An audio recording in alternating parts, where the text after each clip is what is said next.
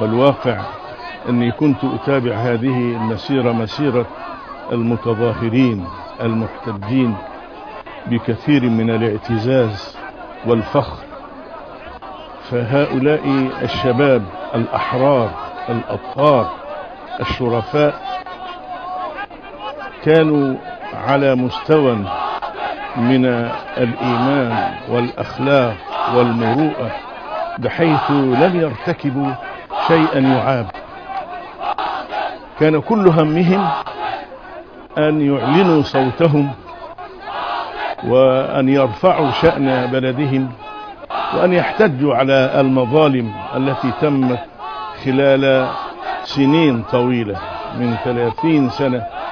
ربما كانت السنين الأولى أقل ظلما ولكنها ازدادت ثم ازدادت، وكل شيء زاد عن حده انعكس إلى ضده، فطفح الكيل وبلغ السيل الزبا كما يقول العرب. فكانت هذه الاحتجاجات لم يعتدوا فيها على أحد، لم يعتدوا فيها على ملك عام أو خاص، ولكنهم كانوا مثالا حيا للأخلاق الكريمة.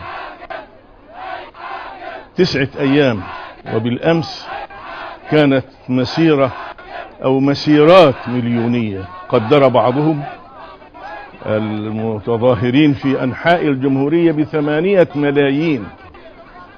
لم يحدث منهم أي شيء إلى أن رأينا اليوم ما رأينا أناسا من البلطجية الذين تستخدمهم وزارة الداخلية المصرية دائما في إفساد الانتخابات، في الاعتداء على الآمنين، في تخويف الناس. رأينا اليوم وزارة الداخلية التي تخلت عن الأمن وأخلت مصر تماما بعد يوم الجمعة الماضي، أخلتها من أي أحد يحرس شيئا، حتى المرور لم يعد موجودا. الآن تظهر في ميدان التحرير، يأتي ناس راكبين جمال وراكبين حمير وراكبين عربيات كرو وخيل واشياء، يحملون السكاكين ويحملون اسلحه بيضاء ويحملون قنابل حارقه ويرمون الناس بالمولوتوف من فوق السطوح، ويستخدمون كل شيء ليقتلوا الناس او يصيبوهم بغير حق. وذلك نحن نقول ما قال الشاعر العربي قديما: ملكنا فكان العفو منا سرية، فلما ملكتم سال بالدم أبطحوا، وحللتم قتل الأسارى، وقبلها مررنا على الأسرى نمن ونصفح، فحسبكم هذا التفاوت بيننا، فكل إناء بالذي فيه ينضح. نضح إناؤهم بكل شر ونجاسة. فعلها مبارك وبدأ يذبح شعبه. إذا كنت صحيح محبا لهذا الشعب فكيف تقتل هذا الشعب؟ كيف تسلط بعضه على بعض كما فعل فرعون القديم، فرعون موسى: إن فرعون علا في الأرض وجعل أهلها شيعا، ويسلط الشعب بعضه على بعض. وذلك نحن هنا نتوجه أولا إلى الشعب المصري، نتوجه إلى الشعب المصري أن يتوجه إلى ميدان التحرير بكل ما يسعف الناس من مواد الإسعاف، تضميد الجراحات، وبكل ما يحتاج الناس إليه من تغذية ومن مياه ومن أغطية، وأن يذهبوا بكثافة ويذهبوا في مجموعات حتى لا يصطادهم هؤلاء ويحاولوا أن ينالوا منهم، يذهبوا في مجموعات.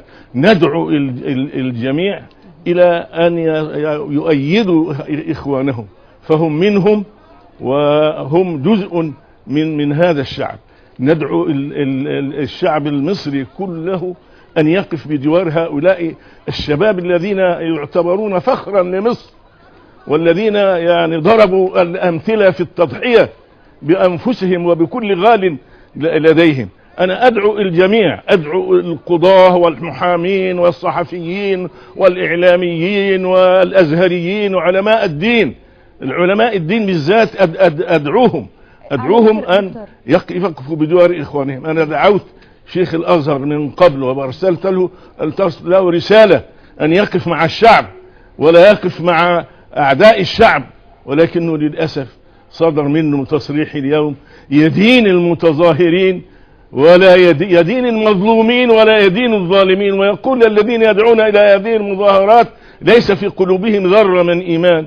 ولماذا تقول هذا على الذين يقفون ضد هذه المظاهرات؟ كل ما يطلب هذه المظاهرات يطلبون بعض حقوقهم، يطلبون أن يتعيشوا من حلال، يطلبون الحرية، يطلبون الكرامة. هذا ممنوع على الناس. نحن ننادي إخواننا العلماء الأزهريين أن ينزلوا إلى الشارع بعمائمهم وجبابهم ويقفون مع هذا الشعب، خصوصا يوم الجمعة. أدعو أئمة المساجد وخطبائها أن يخرجوا مع المصلين إلى الشارع وينزلوا إلى الشارع. أدعو الشعب المصري كله أن يقف مع هؤلاء المتظاهرين الذين يدافعون عن الشعب كله. وأنا أحيي هؤلاء الشباب الذين رفضوا أن يتركوا أماكنهم ومواقعهم حتى يحققوا مطالبهم المشروعة، ولو يعني سقطوا شهداء، وقد سقط منهم 150. لم يسقط شرطي واحد، لأن هؤلاء الشباب لا يحملون سلاحا، إنما سقط 150 شهيدا من هؤلاء الشباب، وحوالي 4000 جريح، وهناك عشرات من المختفين المفقودين لا يعرف أين هم. فهؤلاء الشباب نحييهم، أنا يعني أشد على أيديهم وأقول لهم بارك الله فيكم، استمروا، اثبتوا مكانكم، قفوا في أماكنكم، إما أن تعيشوا كرماء وسعداء وإما أن تموتوا شهداء. والجيش هذه كلمتي الثانية أوجهها إلى الجيش المصري. عهدنا بالجيش المصري أنه يعني سند الشعب ودرع الشعب وفخر الشعب، وكم سررنا حينما قال المتحدث الرسمي باسم الجيش إننا نقدر مطالب هذا الشعب ونتفهمها، ومن حقه أن يعبر عن نفسه، ولن نستخدم القوة ضده. هذا موقف يعني لا شك نبيل ورفيع، ولكن أيضا يكمل هذا أن الجيش لا يترك أبناء البلد يقتلون.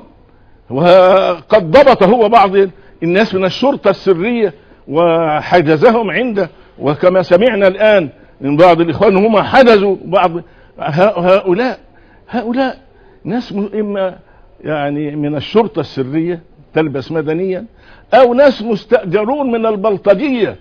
أرأيت إنسانا يحمي البلد بأن يسلط البلطجية المجرمين القتل يسلطوها على الشعب؟ فأنا أدعو الجيش المصري أن يحمي الشعب، أن يتدخل لحماية الشعب ولا يسلط عليهم هؤلاء البلطجية والقاتلين. الكلمة الثالثة أوجهها إلى الرئيس مبارك نفسه، وقد وجهت إليه كلمة منذ أيام، وأنا أكرر ما قلته، وأقول له حرام عليك يا مبارك أن تقتل شعبك. إذا كنت راعيا ومسؤولا عن رعيتك المفروض أن تحمي الشعب مش تقتل الشعب. ولكن هو كما يقول الشاعر وراعي الشاه يحمي الذئب عنها، فكيف إذا الرعاة لها ذئاب؟ الذئب يصبح هو الراعي أو الراعي يصبح هو ذئب. يا مبارك حرام عليك أن تترك الشعب للمجرمين والبلطجية.